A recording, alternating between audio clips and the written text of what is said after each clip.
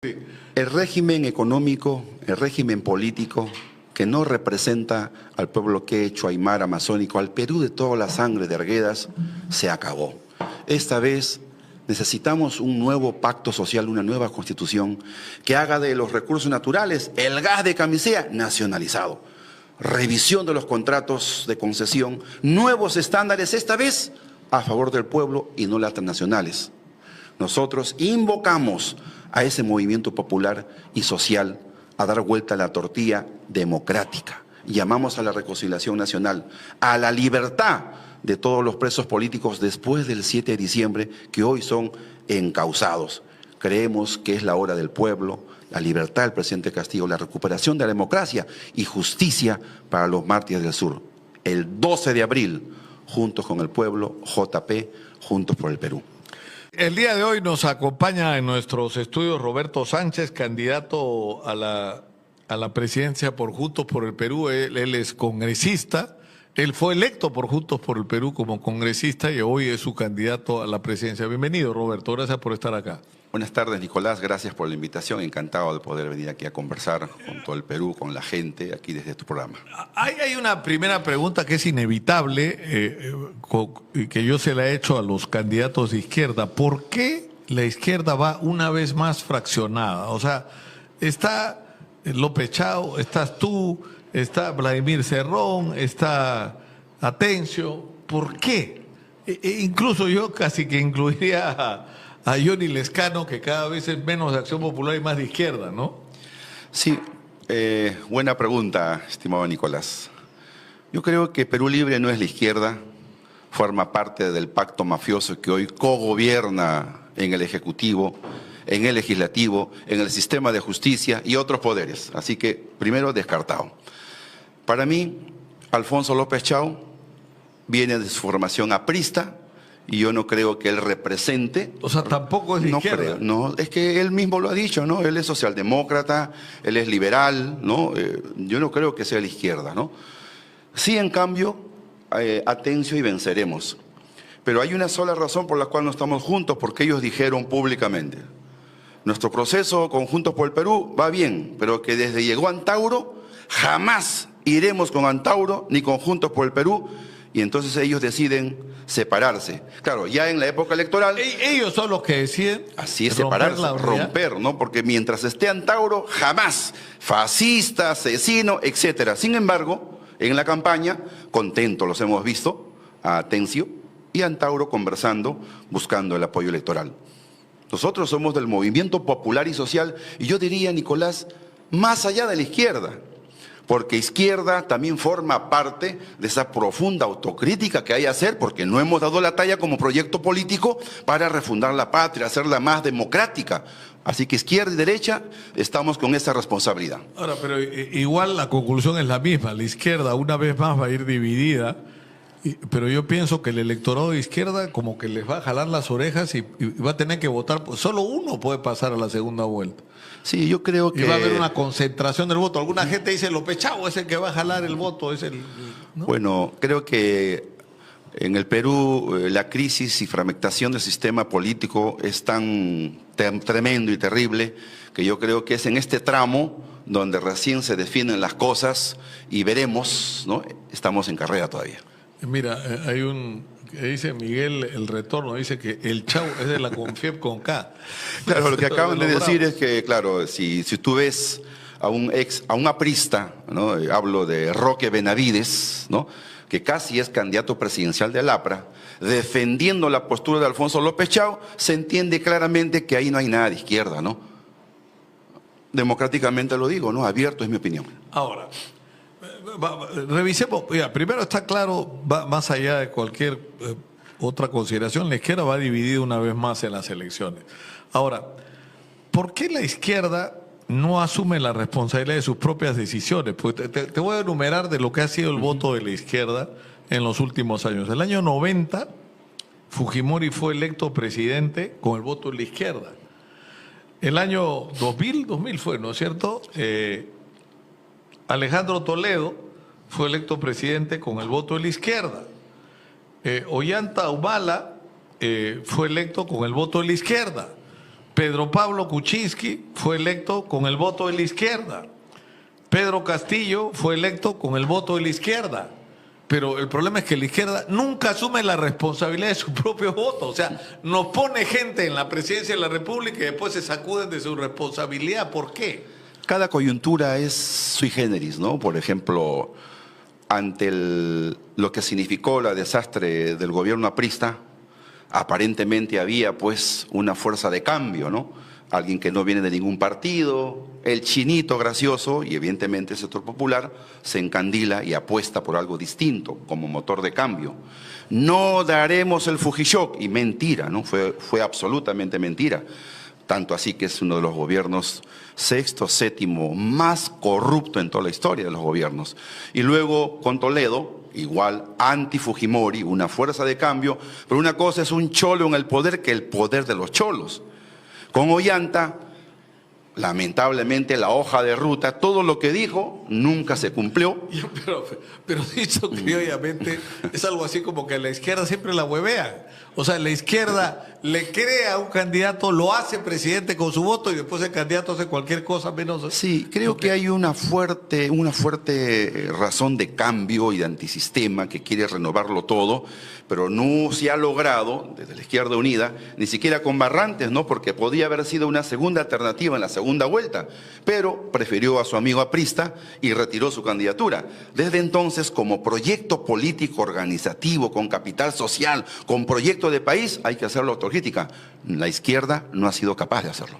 Ahora, la izquierda ha estado en el gobierno, o sea, Pedro Castillo ganó las elecciones y era el gobierno de la izquierda.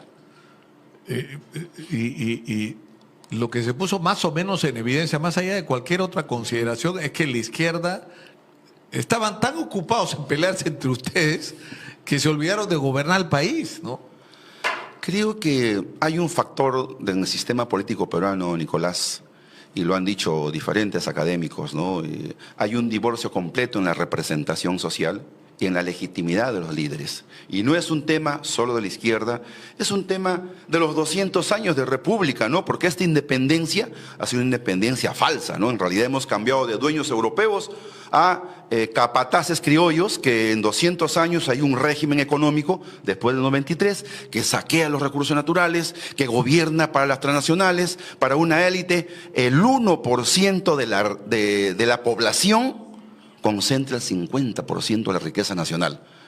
Hay que asumir la autocrítica respectiva, pero el movimiento popular, el movimiento social es más que la izquierda. Pero ya, de acuerdo, pero o sea, a lo que voy es a esto. La izquierda tuvo su oportunidad con Pedro Castillo. Ganaron las elecciones, las ganaron con la justa, porque yo estoy convencido de que fraude no hubo, ¿no es cierto?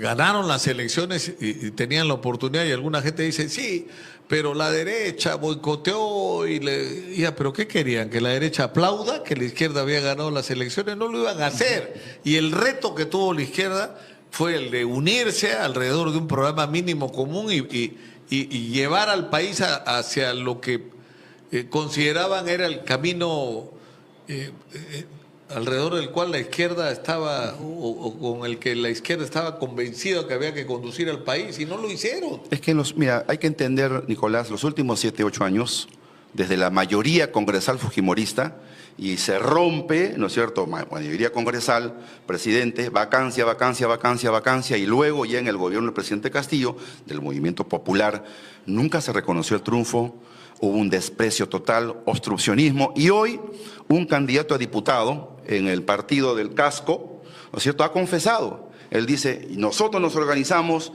lo infiltramos, hicimos que canten dos de mentira, porque Salatiel Marrufo y Sara Goray... ¿Estás hablando de quién? ¿De Harvey Colchado? Exactamente, ¿no? De que encañonó a la familia del presidente Castillo y que hoy dice, orondamente, y saca orgullo de esa detención. Ese no es la izquierda. Entonces a lo que yo voy, 3 mociones de vacancia. Mira la responsabilidad que tuvimos en su momento. Yo vengo de Juntos por el Perú, hicimos una coalición, he sido ministro de Comercio Exterior, y nosotros planteamos, Nicolás, y el Perú lo sabe, la aplicación de la Carta Democrática, el consenso de la OEA, para lograr precisamente establecer hitos de encuentro y concertación. Pero ¿qué dijo la derecha, la élite? ¿Sabe qué dijo Nicolás?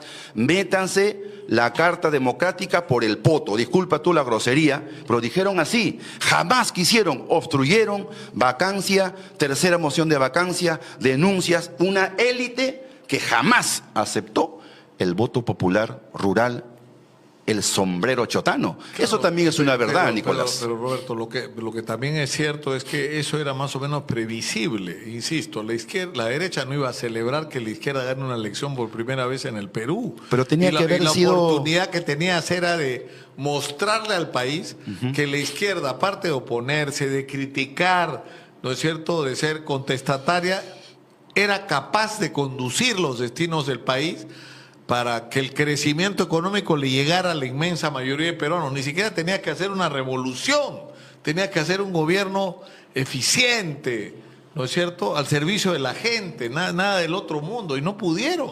Mira, estaban peleados entre ustedes, sí, y Cerrón. Sí, fue un componente duro eso, ¿no? Pero mira, el decreto supremo del presidente Castillo, vinculado a la masificación del gas, a renegociar, ¿no es cierto?, el contrato de concesión del gas de Camisea, de inmediato fue el factor que realmente hizo, como han dicho, complotaron la derecha, la élite, para sacarlo como sea, y prometieron con pacto, de diciembre del 22 no pasa. Creo que hay mucho balance que hacer, Nicolás. Nadie está exento de que hemos sido actores políticos de esa etapa, pero hoy tenemos que mirar hacia adelante, ¿no? Reconstituir, porque la justicia ya no es justicia, ¿no? Yo creo que hoy el Perú está viviendo esa cuestión dramática y hay que acabar. Pero ojo, permíteme solamente decir, probablemente con la prerrogativa del Ejecutivo, de la segunda cuestión de confianza, o bien el Congreso de la vacancia por incapacidad moral, con esas dos balas probablemente sí había un factor de consenso, pero cuando el Congreso mayoritario, ¿no es cierto?, desequilibra y anula la cuestión de confianza del Ejecutivo, se quedó solo con una bala. Era cantado que venía ese proceso. Pero para eso Castillo y el gobierno de izquierda había dejado que el tiempo pase los meses y los meses y los meses y no proponía realmente... y no tomaba ninguna iniciativa y estaba todo el tiempo a la defensiva. Ahora, el problema es que al final ya Castillo cometió la locura de pretender hacer un golpe de Estado que tú, Roberto, criticaste, tú condenaste. Yo no sé si tenemos el mensaje. ¿Lo tenemos, Sergio? A ver. Esa élite mafiosa de Lima despreció a un campesino, despreció a un rondero, a un agricultor, a un maestro. Odió este sombrero, odian este sombrero, porque este sombrero es identidad, es el rostro de nuestro pueblo milenario y profundo. Este sombrero que nace del trabajo de hombres y mujeres, de la artesanía, que nace del trabajo de la familia y que representa el sombrero de la dignidad, como nuestros sombreros, como las hay en cada uno de nuestros pueblos, porque esta vez, compañeros, ya sabemos. Yo quería ir hacia lo siguiente. Cuando Pedro Castillo anuncia el va a disolverlo todo y el golpe de Estado, cuya verdad no conocemos hasta ahora, porque yo no me como eso de que yo creo que nadie, de que él solo hizo todo y nadie sabía nada, pero tú estuviste a favor de la vacancia de Pedro Castillo. No, corrijo, nunca he dicho yo condeno el manifiesto político del presidente Castillo, aclarando. Como yo no tenía conocimiento de esa decisión del presidente, porque no hubo ni sesión del Consejo de Ministros, ni yo que estaba acreditado para la defensa política del presidente en la tercera moción de vacancia, yo no tenía conocimiento de ello. Es más, tampoco me dejó entrar al momento de la proclama. Ahí están los videos y todo. A mí también han intentado acusarme de estar involucrado en la conspiración. ¿No? He estado 2 años con impedimento de salir del país y todo el procedimiento, ¿no? Pero lo que yo sí en ese momento, claro, yo no tenía conocimiento de ese tipo de decisión y expresé una discrepancia democrática sobre la decisión. Pero yo, pasado el 7, de inmediato fui a hablar con el presidente al penal de Barbadillo. Antes, Los votos a favor de una vacancia, que no es como un voto de una ley, son con votaciones calificadas, a favor de la vacancia. Y el único voto que vaca es el voto verde. El voto rojo suma en contra. El voto en abstención suma en contra. Yo me abstuve. Sin conocimiento de causa de la situación, evidentemente, claro, yo no voté a favor. Pero igual es contradictorio que tú te hayas abstenido sobre si debía ser vacado o no, lo cual terminó en la vacancia, y que ahora tú seas el candidato de Pedro Castillo. Porque Pedro Castillo te avala, ¿no es cierto? ¿O no avala tu candidatura? Absolutamente, porque hemos conversado y ha entendido la postura en ese momento, ¿no es cierto? Él me ha explicado, tomó su decisión soberana. Claro, tú no crees que él fue solo, pero él tomó su decisión sin conocimiento de nosotros, ¿no? Sin embargo, mira, con todo ello, o sea, hoy se ha entendido, como lo han dicho, o sea, fue un boicot realmente de un golpismo de la derecha bruta, chorada, que jamás iba a impedir un gobierno democrático. Entonces, miren, esa manifestación política, ¿en qué se ha convertido? Ni siquiera ha podido ser probado en rebelión. Ni siquiera un juez supremo titular ha sido capaz de sentarse como juez para dictaminar una sentencia. Han tenido que ser ni supremos y ni titulares para decir no hay rebelión. La proclama política es conspiración, con 11 años de cárcel en primera instancia y ya más de 3 años. En ese contexto, lo primero que yo hago es hablar con él, visitarlo, comprender la decisión política, ¿no es cierto? Y desde allí hago defensa política porque creo en la legitimidad. ¿Tú crees que Pedro Castillo debe ser liberado? Absolutamente. ¿Y tú crees que su vacancia fue vacancia ilegal, porque no logró los 104 votos que ellos mismos confiesan. Para exceptuar de los procedimientos que se porque hicieron, no le identificaron, necesitaban una votación no tuvo defensa, derecho de defensa, ¿no? Es decir, con todo ello, y si hubiese logrado 104 votos, hubiera sido legal, pero no fue así. Pero el Tribunal Constitucional, ¿no? Ese del pacto mafioso, que mañana va a liberar al amigo del pacto mafioso. Eso es la información que hay para los que no lo saben, que Vladimir Cerrón se supone que por decisión del Tribunal Constitucional, o que el Tribunal Constitucional resolvería el día de mañana, se supone que ya está circulando, ¿no es cierto? Pero ya está la resolución se supone circulando. que Vladimir Cerrón va a ser liberado por el, ¿no? Claro, porque ese pacto mafioso y gobierna, ¿no? Mira, quién limpia un poco más es la Santa Inquisición, que nombra santos y santas a aquellos partidos y líderes que son de ese pacto mafioso, mercantilista, procriminal, corrupto, que nosotros queremos cambiar. Entonces, hoy hay académicos como Franco Meleá, como Zaffaroni y otros que claramente han dicho, hasta académicos del Perú, Pedro Castillo levantó una proclama política, vacado ilegalmente, detenido injustamente, y aquellos que lo acusaron, con las cuales hay la primera prisión preventiva, ni siquiera lograron acreditar ni ser colaboradores eficaces. Hoy están libres y, sin embargo, Pedro Castillo está detenido. ¿Por qué? Porque es un perseguido político. A ver, yo les digo, a ver, déjenlo libre a Pedro Castillo. Libre. Si estuviera libre sería parte de la campaña de Juntos. Absolutamente, porque yo creo que el movimiento castillista identifica en el presidente Castillo el desprecio del voto popular, el Perú andino, quechua, aymara, amazónico, ese Perú pobre que no goza ni del gas, ni del oro, ni del cobre, ni del litio, y que sin embargo hoy se está gobernando así tranquilamente, ¿no? ¿Y cómo se condice eso con la cercanía que tienen ustedes y la participación en la campaña de Antauro Humala? Ya. Porque Antauro Humala, de arranque, no es un hombre de izquierda. Yo lo conozco hace muchos años y es cualquier cosa menos un hombre de izquierda. Mira, Antauro Humala, con todas las discrepancias que puedes tener, se levantó contra un gobierno que él dijo hace 20 años, corrupto gobierno de Toledo. Wanda Guailazo, 18 años preso, ya salió. Tiene el derecho constitucional a participar. Es un etnocacerista, es el nacionalismo, es una expresión, nos guste o no, es una expresión de un sector del pueblo. Y los demócratas discutimos con las ideas, no excluimos, ¿no? Ni echamos ni arrebatamos la representación política. ¿Qué significa Antauro hoy con nosotros? No es candidato porque le han impedido. Ojo, a él porque tiene deudas todavía por pagar, reparación civil. Pero hay otros candidatos como Absalón Vázquez, ¿no es cierto?, que tiene deudas y sin embargo está candidateando. O sea, Antauro no. Le quitaron el partido, etcétera. Al otro sí. Entonces, ese desprecio, esa discriminación, esa exclusión hace que los excluidos, los no contactados, formemos parte de ese Perú que quiere refundación de la patria. Yo vengo de ese movimiento popular. Mi mamá es ayacuchana, mi papá purimeño. Yo soy hombre chanca quechua, ¿no es cierto? Que provengo de la educación pública. Sí, aquí no hay perfectos, yo no digo que soy un hombre perfecto, debo tener muchas autocríticas que hacer, pero en los actos políticos asumo una responsabilidad. Si hay temas penales o lo que sea, son personalísimos y hay que asumir esa consecuencia. El Perú no puede seguir como está. Este es un pacto mafioso. ¿Pero qué proponen ustedes? Ya, Interesante. Hay un pacto mafioso, bueno, eso está más o menos claro, que esto en realidad...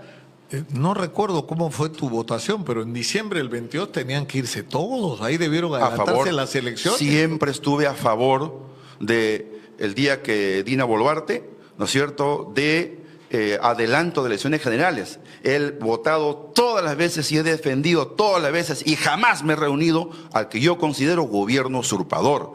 Ni la asesina Dina, que mandó y autorizó matar a nuestros hermanos del sur, ni siquiera la sucesión de José Gerí, ni siquiera el gobierno del señor Balcázar, que no representa el movimiento popular ni la democracia. Ese es un pacto mafioso, es un pacto que ha regulado a favor de la criminalidad, a favor de sus compinches, pero también a favor de un sector empresarial mercantilista que no le importa el país. Miremos la ley Klimper II, entre otros, las concesiones truchas. No puede ser, ¿qué proponen ustedes? Porque... Es decir, lo que ha ocurrido, y es más o menos obvio en el Perú, es que hubo decisiones que tomó Fujimori que fueron positivas para la economía del país. La independencia del Banco Central de Reserva, de las decisiones políticas, la apertura a la inversión, ¿no es cierto? Incluso, pese a lo controversial que pueda ser, había un momento que nadie quería invertir $1 en el Perú porque no éramos elegibles, no éramos confiables, éramos el país del perro muerto. Entonces, tal vez... fue excesivo, pero se entiende el de los contratos ley, ¿no es cierto?, para darle confianza a los inversionistas. Pero ya, a lo que voy es que lo cierto es que este proyecto de crecimiento, que no hay que perder, porque habría que estar loco para proponer vamos a dejar de crecer, hay que multiplicar ese crecimiento, pero que favorezca a la gente. Pero ¿qué es lo que proponen ustedes para que eso ocurra? ¿Ustedes no están de acuerdo con eso? ¿Ustedes creen que hay que agarrar, como dice Cerrón, empaquetarlo todo y tirarlo por el abismo? No, mira, hoy la crisis geopolítica del comercio internacional, que nos tiene como una colonia en el siglo XXI, ¿no es cierto?, con imposiciones imperialistas del señor de cabello rubio, con tasas arancelarias, es decir, y usufructando nuestros recursos naturales, arrodillados ante los imperialismos. Yo creo que nosotros necesitamos, en primer lugar, una política exterior que ponga por delante el interés de los peruanos en nuestra patria, los peruanos en el exterior, un proyecto de soberanía, de sana política exterior. Y eso nos lleva... ¿Soberanía incluyendo frente a los chinos? Ante los chinos, nosotros no somos ni pro gringos, ni pro chinos, ni pro rusos, ni pro chavistas, ni pro cubanos. Nosotros tenemos una historia riquísima, Lucas, no tenemos que envidiar nada a nadie. Hemos sido capaces de construir civilizaciones con la filosofía tahuantinsuyoana, quechua, aymara, amazónico. Y tenemos una bio y mega diversidad. Terceros en cobre, la primera reserva del mundo en plata. Es decir, nosotros lo que necesitamos, Lucas, hoy con la crisis del gas de camisea, es con tranquilidad decir lo siguiente. Necesitamos, no por ideología, sino por cuestión principista, de superar esta república fallida y estos 30 y tantos años de mercantilismo salvaje. Nacionalizar, yo propongo, nacionalizar el gas de camisea. O sea, sacar a Pluspetrol, a TGP, la alternativa, a Cálida también. La alternativa que nosotros proponemos de nacionalización y de soberanía sobre nuestros recursos naturales, con una asamblea constituyente y nueva constitución, es plantearle pues a las transnacionales la renegociación de los contratos de concesión, esta vez a favor de sus propias regiones. 64.000 millones. No es entonces que se vayan, sino vamos a renegociar su permanencia. A favor ahora de nuevos parámetros tributarios, ambientales y de beneficio para el Perú. Mira, las concesiones internacionales, Lucar, tienen contrato de estabilidad tributaria, contratos ley constitucionales, recuperación anticipada del IGB, el 18%, depreciación acelerada de sus activos. O sea, y solo después de eso, el primer dólar paga de utilidad el 5.6 de regalías. 64.000 millones de soles al 24 son las regalías. Y sin embargo, Cusco no tiene gas, Puno no tiene gas. Cusco, casi de 16 al 20% de pobreza en Cusco. Puno, 40% de pobreza. O sea, este régimen ha enriquecido a las transnacionales y a los ricos del Perú. Y sin embargo, los quechuas, aymaras, amazónicos, las comunidades ancestrales, no gozan de esos recursos. Eso debe de acabarse. Pero hay una visión, quiero ser de abogado del diablo acá, ¿no es cierto? O sea, ¿de quién es responsabilidad que las cosas estén como estén? ¿De la gente que confió en el Perú y trajo su inversión? ¿No es cierto? Y permitió que hoy, en medio de la crisis, tengamos 3.5 de crecimiento, y si no tuviéramos esta crisis estaríamos en el doble. Bueno, uno es Chancay, ¿no? Claro, pero la pregunta ¿es responsabilidad de quién? De que, digamos, no le ha cambiado la vida a la gente. ¿Es responsabilidad de las empresas que han venido a invertir o de los políticos que han mal gestionado los recursos cuando no se los han robado? ¿O han hecho las dos cosas a la vez, mal gestionado y robado los recursos públicos? Como bien tú dices, dices... ¿cuál es la explicación de por qué las cosas, por qué la salud pública es una vergüenza? ¿Porque las transnacionales se llevan la plata o porque hay unos políticos corruptos que se roban el dinero y no tienen proyectos a largo plazo? Esto último es la verdad. No tenemos, Lúcar, en 200 años un proyecto de desarrollo nacional. No lo hay. Es la gran verdad y es la responsabilidad de la izquierda, de la derecha, del sistema político, de ese tipo de empresario nacional que no tiene visión colectiva de país. Porque hay un segmento de empresarios del Perú, disculpa, me voy a ser bien duro, que son capaces de vender a su padre y a su madre por llenarse los bolsillos. No les interesa, cero solidaridad. Se aprovechan del recurso público. Entonces, es responsabilidad nuestra. Claro, pero tú insistes, Roberto, y disculpa que te interrumpa, en atribuirle toda la responsabilidad a los empresarios mercantilistas que están a la clase política, a la clase política. Absolutamente, yo hablo de la clase política en primer lugar, porque indistintamente los 200 años donde dice Quirós, el investigador, que el 40% del Producto Bruto Interno se fue para la corrupción, que es un mal nacional. Mira lo que dice un crítico. Ya, pero muy antiimperialista y tiene un iPhone 17 Pro Max, no sé cómo... Claro.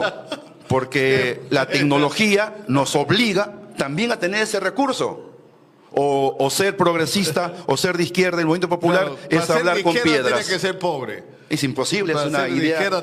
Nosotros somos un movimiento popular que quiere chamba, que quiere economía nacional, economía social, que cree en el comercio como una herramienta del desarrollo, pero esos beneficios, Lúcar, tienen que ser extendidos a nuestras poblaciones, a la pequeña agricultura, al pueblo pequeño minero, al pueblo transportista, al pueblo que hoy se criminaliza porque hay un enfoque neoliberal mercantilista que dice, allá están los cholocochinos, peruanos de segunda, como decía ese miserable que ya está en el infierno. No, aquí hace falta moral. ¿Cuál es ese miserable? Bueno, pues ¿quién va a ser? Alan García, ¿no? No dijo con el baguazo, con su premier. Bueno, aquí hay que imponernos. Total, estos son indios, aborígenes, peruanos de segunda categoría.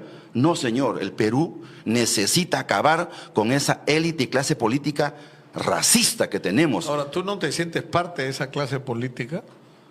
Mira, yo no provengo de ninguna de esas fuentes. Yo no soy leninista ni marxista, voy aclarando. Yo provengo del espacio de la teología y liberación. Toda mi vida he sido católico, de mis comunidades eclesiales de base, dirigente universitario, chanca, como mis padres del sur, Ayacuchumantacani, Ñojan, Palomino, yo soy del sur. Entonces yo me siento de ese movimiento, de esa expresión. ¿no? Y yo no me siento ni marxista, ni leninista, ni no critico al que dice saca infla, soy leninista. ¿Y eso qué tiene? El Perú no se divide entre quien piensa ideológicamente en ese aspecto. El Perú necesita empleo, necesita chamba, segunda reforma agraria, legalización de la actividad minera. La reforma, es decir, lo que se ha aprobado con lo que alguna gente llama la ley Klimper 2.0. Terrible, una vergüenza. ¿Pero por qué? Porque tiene exoneraciones, en todo el mundo hay exoneraciones para el agro. Mira, ya la ley Klimper duró más de 10 años. Y después que el sector agroexportador, que hay que afirmar su crecimiento... Claro, pero eso es lo contradictorio. No, pero yo te explico, mira, yo he sido ministro de Comercio Exterior, conozco bien el sector, pero también como familia de agricultores conozco bien cómo están 1.200.000 de predios agrícolas, abandonados, porque para que funcione algo hay que aplastar el pueblo agricultor, y eso no me parece. Mira, Lúcar, con tanta necesidad de los recursos públicos tributarios, y tú, en vez de fomentar al pequeño, al que quiere emprender, ¿sabes qué haces? Premias al que le va 10, 11 veces bien en utilidades, quien ha demostrado que tiene resiliencia, capacidad. Ese es el agroexportador, y le perdonan 2.000 millones de soles por año los próximos 10 años, o sea, del impuesto de 29.5. ¿Qué es eso? Pues no puede ser. Fíjate, más solidaridad, más solidaridad. Pero el Perú pasó. O sea, yo lo he dicho en otras oportunidades, ya fusilen a Klimper si quieren, barren una piedra, tírenlo al mar. Pero el Perú pasó de 600 sí, millones de dólares de exportaciones el año 2000 a 15.000 millones de dólares de exportación el año pasado. Por Dios, que si no funcionó esto, lo que hay que hacerlo es multiplicarlo, mejorarlo, incorporar a los pequeños agricultores. Así es. Está en la ley, en la nueva ley está. Eso está pintado en la pared, Lúcar, porque a las finales, ¿sabes por qué te digo pintado? Está pintado en la pared, ¿no? ¿Por qué? Porque si un sector está fuerte económicamente, está creciendo, hay demanda, aunque no son capaces de generar ni un valor agregado de esa materia prima, eso también hay que decir. ¿Por qué? Porque tecnificar, ¿no es cierto? Industrializar es otra inversión que no están dispuestos a hacer. Claro, son primarios exportadores, como en la minería vendemos piedras. Pero mira, Lúcar, además del 29.5, bajarlo a 15% su impuesto a la renta, además... Pero Roberto, en todo el mundo, en Estados Unidos y en la China, la agricultura está subsidiada. Sí, pero yo creo que el Perú necesita más bien, mira, Lúcar, tributación justa y decente para que el Perú progrese. No puede haber una agroexportación feliz con anemia del pueblo, con desnutrición, con 1 millón de pequeños agricultores a la intemperie y un Estado que no regula, una economía que solamente premia el grandazo. Mira, yo he entrevistado, hay que democratizar, yo creo, ¿no? Y yo he entrevistado un montón de veces a Gabriel Amaro, que además trabaja con pequeños agricultores, que es una experiencia bien interesante. Sí, lo conozco a Gabriel. Pero muy interesante. Y él, su principal preocupación es, y yo le creo, incorporar a los más de 2 millones de pequeños agricultores a la modernización y a las cadenas de agroexportación, darles acceso a crédito, que no tengan que exponer sus propiedades, sino su producción como garantía de crédito, y que se asocien.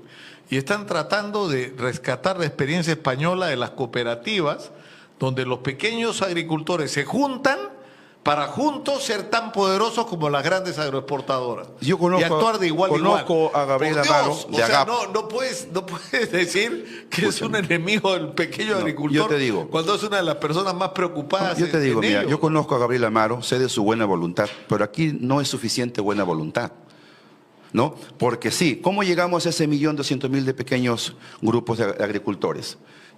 Están ahorcados con la deuda agraria que nosotros queremos condonar. Segundo, ese banco agrario, ¿tú crees que le presta a pequeño agricultor? Ese banco agrario es un banco que solamente le presta a sus compinches. No mira la agricultura. ¿Está tecnificada el agro? ¿Hay fomento de algún banco que quiera realmente contribuir al desarrollo? ¿Hay planificación agraria? ¿Está tecnificado el sector agrícola? ¿Hay un uso racional del agua, recurso tierra? ¿Se promueve la ley de comunidades campesinas para fortalecer el régimen de propiedad? ¿Hay asociatividad? ¿Se les permite a ellos incorporar a las cadenas globales de valor? Nada. Entonces, Gabriel, tu discurso es bonito, pero está yo soy pintado en la Nicolás, pared. ¿por qué me dices a mí, Gabriel? No, yo lo conozco a él. Yo le tengo mucho afecto porque Está lo he bien. visto. Y es un Yo peleador. estoy discrepando respetuosamente, ¿no? Yo me encuentro con los pequeños agricultores. Ahora, Ya, mira, ¿tú en qué condiciones mi están? Mi productor, que es un provocador, dice que te pregunte si tú estás a favor de ese impuesto a los ricos.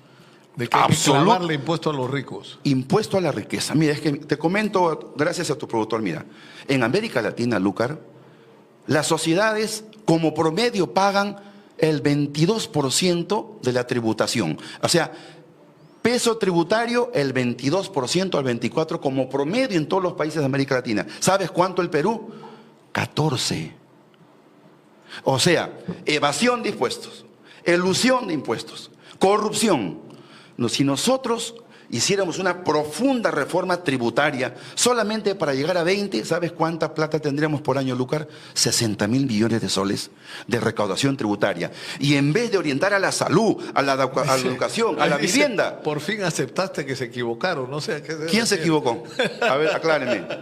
¿Quién se equivocó? Ahora, el tema es el siguiente, no sé, no tendríamos para rato acá porque está divertido esto, pero es decir, Marco Almerí, que es una persona a la que yo respeto mucho, es un cardiólogo muy capo, pero además es un hombre que durante años ha hecho, ha estudiado el tema de la gestión de la salud pública.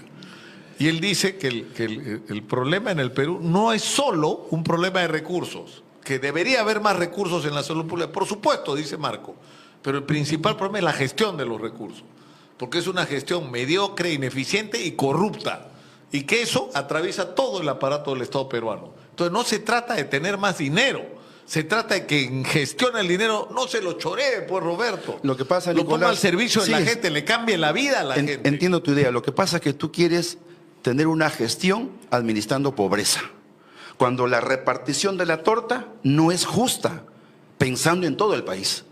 Porque esta Constitución del 93, ¿no es cierto?, que tú dices que qué bueno, que nos ha traído estabilidad. Se vendieron todos los activos y ha producido corrupción. No he dicho y se vino eso, abajo, no he Nicolás, dicho y se eso. vino abajo con la pandemia porque desnudó el mito de la potencia económica. Me pregunta, a mí me gustaba más la del 79, pero Está bien. no, por eso no pongas en mi boca palabras que no son mías. Correcto, entonces aclarando. Pero creo que ha habido cosas importantes que hay que rescatar de la Constitución. Era el debate que hubo el 2000. El 2000 se discutió esto. Con Nicolás, la comisión de Henry Peace. Nicolás, pero la pandemia desnudó eso, ese mito. 200.000 peruanos perdieron la vida. Y nada en el sector salud, me Lúcar, dicen pudo que ni si vas siquiera... a ir al debate. Estamos organizando un debate el domingo. Claro que sí, pero como En me el ves, Colegio de Ingenieros a las vengo 4 de de la tarde. Huancabelí, que estaba Yo en sé, Azángaro, pero- Huancané, paro en el campo, en la calle, porque nosotros no tenemos pues para contar publicidades, ni banderolas, ni grandes paneles. Salimos y nos encontramos con la gente y escuchamos Ahora- de los agricultores, del pueblo pequeño minero, de los maestros, los transportistas. tengo que Este hacer- régimen no va para más. Tengo que hacer una mención a nuestro auspiciador, la Ciudad Industrial Huachipa Este, que te ofrece todo lo que tu empresa necesita. Es el mejor lugar para invertir de forma segura. Ahí puedes obtener un lote industrial a precios 100% accesibles, con un financiamiento directo, no tienes que pasar por la pesadilla de los bancos, y a las tasas más competitivas del mercado. Es la única ciudad industrial con la mayor cantidad de empresas que están en este momento operativas. Han vendido 2.4 millones de metros cuadrados de terrenos industriales en este momento. La ciudad industrial Huachipa Este, el eje industrial de los grandes empresarios. Ahora, ¿tú qué piensas de las encuestas, de que van a pasar a la segunda vuelta o López Aliaga o Keiko y tal vez tu amigo López Chau? Y por ahí está apareciendo Wolfgang Grosso, ¿no? Lo primero que se me viene cuando me preguntas sobre las empresas de encuestas, recuerdo a Montesinos entregándole así de dólares a 2 encuestas que hoy siguen en el mercado. Si uno mira el ejercicio anterior del año 21, respecto a los tiempos y hace un cuadro comparativo, en realidad la fractura, la disociación de clase política, nuestro pueblo quechua, aymara, amazónico, lo rural, lo fuera institucional. ¿Tú crees que lo que pasó el 2021 con Castillo se va a repetir contigo ahora? Porque Mira, tu campaña, mira. hay imágenes que han puesto ahí para comparar que tú con el sombrero, veo tu sombrero además por ahí. Sí, claro que sí. Pero lo único que falta es que se ponga el sombrero. Sí, por favor, tráelo por acá, por favor. Es el sombrero del maestro Chotano, el presidente Pedro Castillo, el personal que él usa. Él me lo ha entregado. Tú lo ves de lejos y dices, claro es Castillo, sí, no es Castillo. Este es el sombrero del presidente Pedro Castillo. Ahí está. ¿Ese es el de él? Es el de él. Que te lo ha prestado. El presidente, en un signo de nuestra amistad, nuestra lealtad y nuestro proyecto, me lo ha entregado. Al micro me dice que no, me lo ha entregado. He estado en su casa con su papá, don Ireño, su mamita Mavila, ¿no? He ido a México para hablar con la hermana Lilia, con Arnold, con Alondra, su familia, y nuestra lucha por su libertad, porque es una lucha por la libertad de esa economía. Pero te queda chico. No, te queda chico el sombrero, te queda grande. Me queda suficiente. Ah, no, te queda. Me queda exacto. Yo lo asumo como un gesto de hermandad y fraternidad y de un proyecto político que representa a los de abajo, que representa al movimiento popular. Este sombrero, Lúcar, en el Congreso lo insultaban, le mentaron la madre al presidente, lo escupían, Lúcar. Yo he estado sentado. Yo he visto que el congresista le insultaba porque ¿cuándo? ¿Pero pues, quién? Mira. Pero cuéntalo, pues. O sea, no puede ser como que le muestras un caramelo a un niño y no se lo das. Me da vergüenza hasta mencionar sus nombres. Yo solamente evoco, ha habido gente ¿no? que ha escupido a Pedro sí, Castillo. le ha inventado la madre, le ha insultado como ha querido a su entrada del Congreso. Porque el desprecio, racismo, era imposible. Adiós el sombrero, adiós Castillo. Pero ese símbolo es la expresión de un pueblo, Lúcar, que siente que este Perú no es suyo, que esta democracia no es democracia, que esta justicia no es justicia. Mira cómo se burlan con los asesinados del sur. Ese movimiento es el que hoy nosotros representamos. ¿Tú crees que eso se va a expresar en estas elecciones a través tuyo y de tu candidatura? Lúcar, no lo dudes. El pueblo es sabio, el pueblo... Yo que soy psicólogo y soy un hombre creyente, Lúcar, cuando escucho ese dolor de pobreza, de exclusión, porque el que hoy día no tiene plata se muere en el hospital. ¿Cuántos jóvenes que no pueden ingresar a la universidad? Mira, me no dicen, ponte el sombrero, Lucas. Es lo que algunos quisiera, pero ¿cómo se te ocurre? Hermano, muchos piden y quieren poner el sombrero. ¿Sabes cuál es el problema? El problema es que estamos en un país tan polarizado que la gente no puede entender que puede haber alguien que simplemente es un periodista que no está ni con un lado ni con el otro y que cumple con la obligación de escucharlos a todos. Sí, yo sé. Porque el año 2021 fue espantoso lo que pasó porque tú tenías que ponerte de algún lado. Increíble. Si no estabas del otro. Sí, y hubo una ceguera y me pareció penoso, pero en fin, felizmente en alguna medida hemos superado ese momento horrible que como país. Yo creo que el Perú es un Perú racista, excluyente, es un Perú que no nos representa. Me da vergüenza la clase política, el Congreso de la República. Yo formo parte de ese Congreso. ¿Y por qué no renuncias? Renuncio, como Dina Calle dijo, yo me voy. Ni la dejaron. Sí, mira, nosotros, tú sabes que yo soy el único de Juntos por el Perú.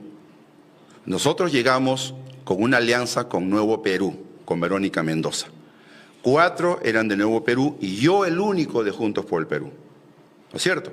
Después, entre ese sector, pues yo rechazando, ¿no es cierto?, este complot de la derecha que lo sacó a Pedro Castillo, pero mis compañeros reuniéndose con Dina Boluarte, levantándole la mano, fotos en Palacio de Gobierno.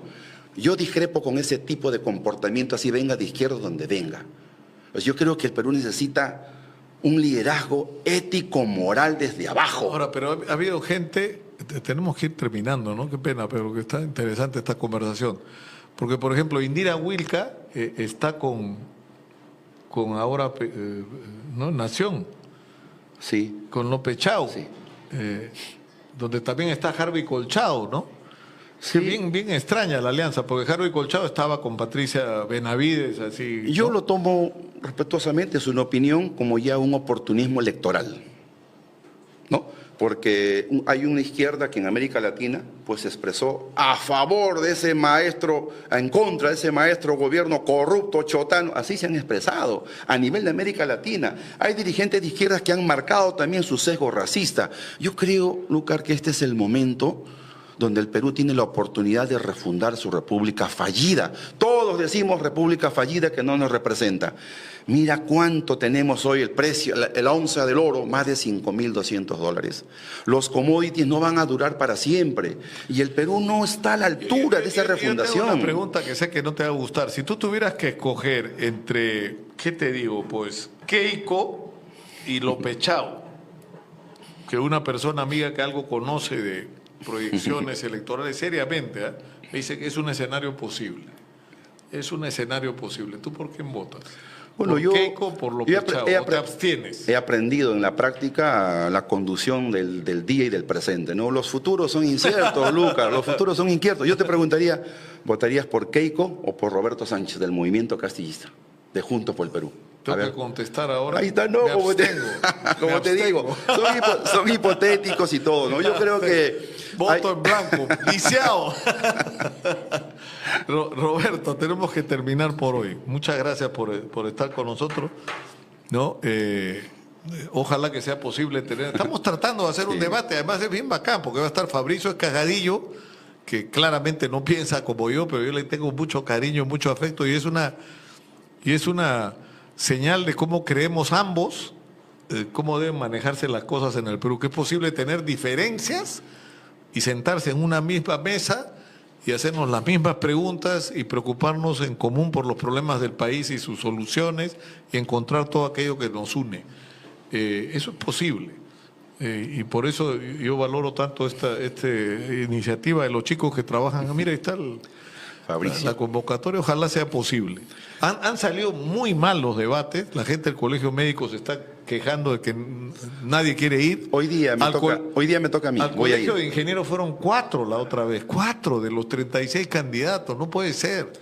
Nosotros tenemos 11, contigo 12. Ajá, está bien. Y la vamos a hacer, así nos tengamos que quedar 3 horas ahí, la vamos a hacer. 30 segundos, mi estimado, ¿puede ser? Los que quieras. No tanto como los que quieras, porque es capaz de hablar, despacharte media hora, pero 30 segundos sí. El régimen económico, el régimen político que no representa al pueblo quechua, aymara, amazónico, al Perú de toda la sangre de Arguedas, se acabó. Esta vez necesitamos un nuevo pacto social, una nueva constitución que haga de los recursos naturales, el gas de Camisea, nacionalizado. Revisión de los contratos de concesión, nuevos estándares, esta vez a favor del pueblo y no las transnacionales. Nosotros invocamos a ese movimiento popular y social a dar vuelta a la tortilla democrática. Llamamos a la reconciliación nacional, a la libertad de todos los presos políticos después del 7 de diciembre que hoy son encausados. Creemos que es la hora del pueblo, la libertad del presidente Castillo, la recuperación de la democracia y justicia para los mártires del sur. El 12 de abril, juntos con el pueblo, JP, Juntos por el Perú. Terminamos con estas palabras conmovedoras de Roberto Sánchez y cerramos con nuestra cuña, nuestra secuencia. Se necesita presidente.